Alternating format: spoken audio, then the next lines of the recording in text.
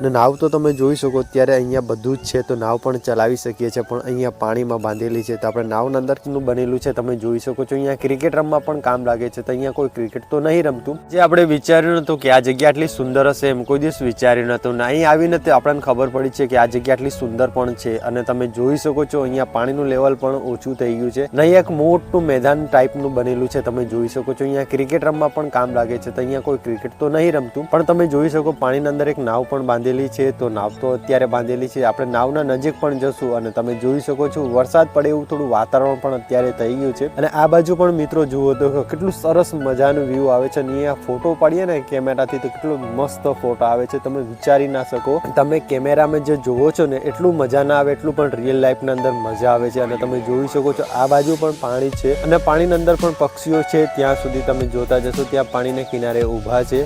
તો આ લીમડાનું ઝાડ છે. તો લીમડાના ઝાડ ઉપરથી અત્યારે આપણે લીમડાના દાંતણ લેવા માટે આવ્યા હતા. અને તમે જોઈ શકો છો લીમડાનું ઝાડ ઉપર ચડવા માટે પણ કેટલી આસાન જગ્યા છે, તમે જોઈ શકો છો.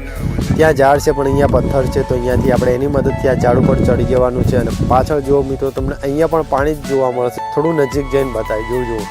અહીંયા તમે કેટલું સરસ મજાનું વ્યૂ આવે છે ને અહીંયા આપણા કોઈના પણ મકાન દેખવા ના મળે. અને અહીંયા તમને વધારે પડતા ઝાડ જ જોવા મળશે. એમ તો ત્યાં એક ઝૂંપડું બનાવેલું છે અને ત્યાં ખેતી કરવા માટે ઝૂંપડું બનાવેલું છે. બાકીના બધાના મકાનો અહીંયાથી દૂર હશે. પણ સવારના અંદર આપણે લીમડાના દાંતણના તલાશના અંદર આટલે બધે આવી ગયા છે, કેમ તો અહીંયા થોડી ફરવાની મજા પણ આવતી હતી. તમે જુઓ કેટલું સરસ મજાનું વ્યૂ આવે છે. મિત્રો અત્યારે આપણે નાવ જોડે આવી ગયા છીએ અને નાવ અત્યારે પાણીની અંદર બાંધેલી છે. તમે જોઈ શકો છો અહીંયાથી રસ્સીથી બાંધેલી છે, પણ અહીંયા પાણીથી આપણને બીક લાગે છે તો તેના માટે નાવના અંદર તો નથી જવાનું. અને નાવ તો તમે જોઈ શકો અત્યારે અહીંયા બધું જ છે, તો નાવ પણ ચલાવી શકીએ છીએ, પણ અહીંયા પાણીમાં બાંધેલી છે. તો આપણે નાવના અંદર કેવી રીતના બેસવાનું, કેમ તો આની પાણીની અંદર કેટલી ગહેરાઈ છે એ આપણને નથી ખબર. પણ પાણીની અંદર નજીક આવીને જોયું તો મિત્રો તમે જોઈ શકો છો અહીંયા શું નાખેલું છે આ કેમિકલ ટાઈપ. તમને ખબર હોય તો કોમેન્ટ બોક્સમાં જરૂરથી જણાવજો, કેમ તો આ નદીની અંદર આપણે તો આવું વસ્તુ તો પહેલી વાર જોયું છે.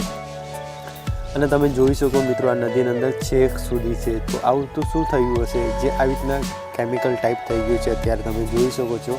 અને આ શું છે, અગર કુદરતી વસ્તુ છે તો તમને ખબર હોય તો કોમેન્ટ બોક્સમાંથી જરૂરથી જણાવજો. અને મિત્રો તમે જોઈ શકો છો અહીંયા કોઈ જ નથી, આપણે એકલા જ આવ્યા છે. અને નાવ કોની છે એ પણ અત્યારે આપણને ખબર નથી.